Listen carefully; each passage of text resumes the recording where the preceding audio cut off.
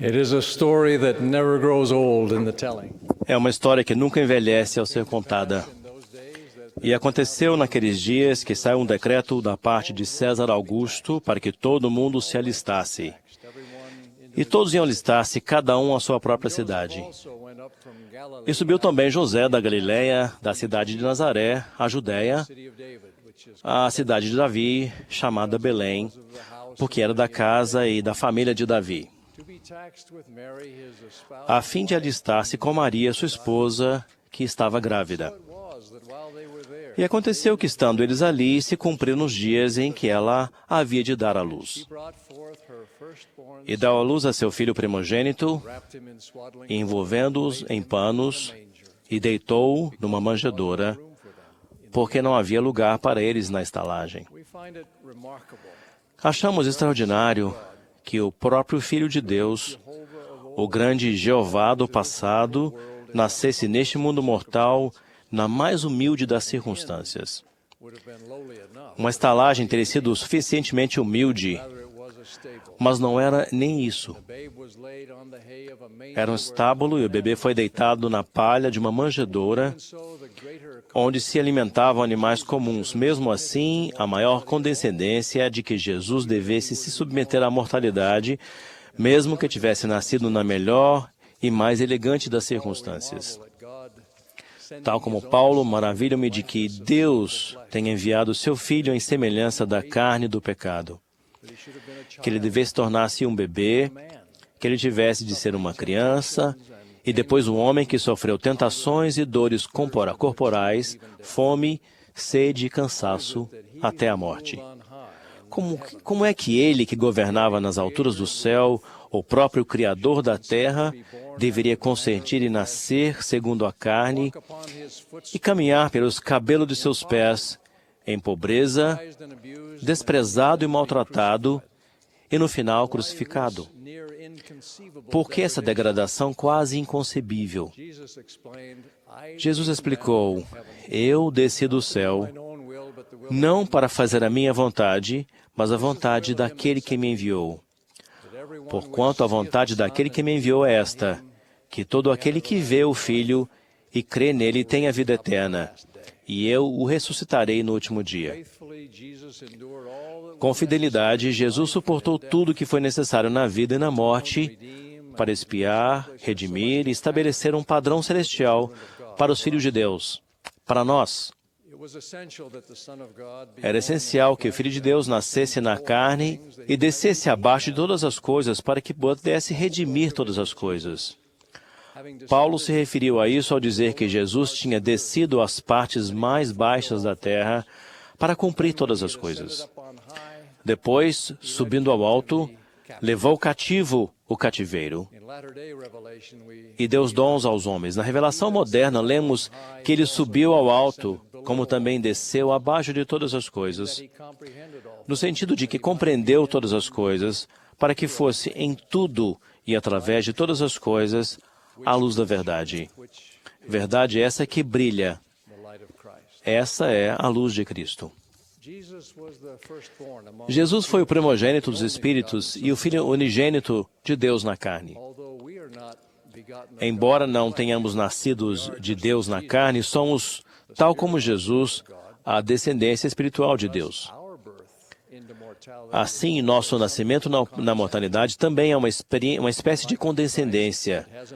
E tal como a de Cristo, ela tem um propósito nobre.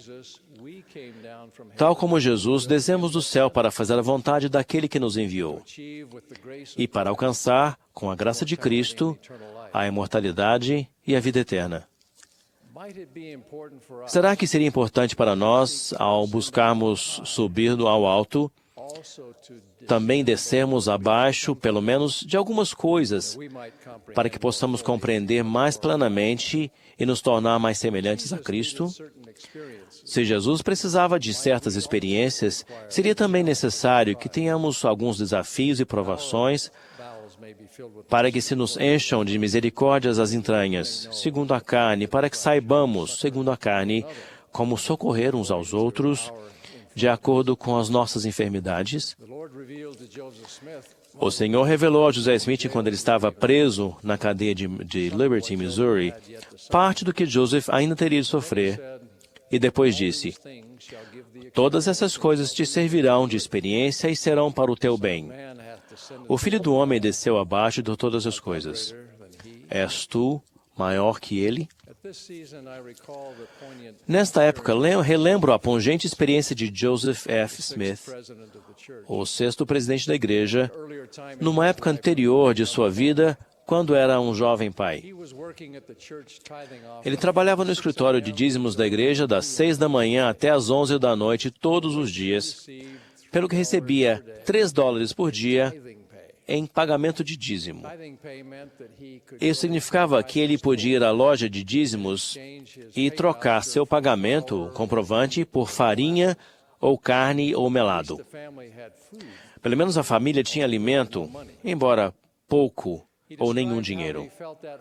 Ele descreveu como se sentiu naquela época de festas, quando já não podia oferecer à sua família um Natal maravilhoso. Saí da velha casa com um sentimento que não consigo descrever.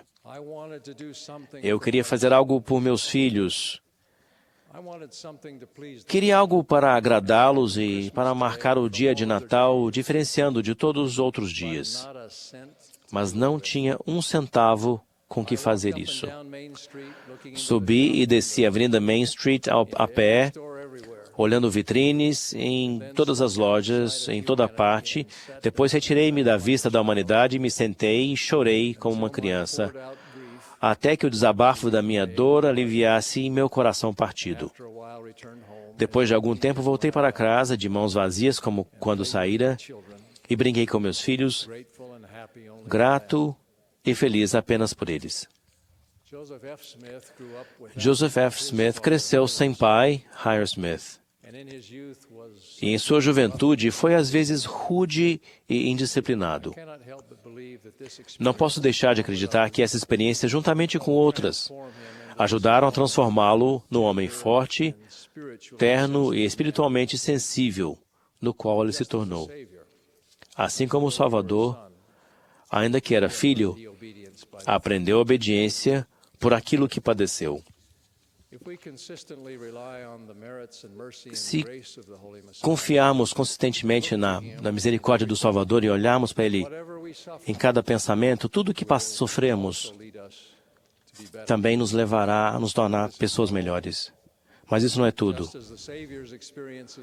Assim como a experiência do Salvador na mortalidade tem um propósito de redenção, nossas dificuldades também nos prepararão e nos permitirão erguer e ajudar a redimir uns aos outros.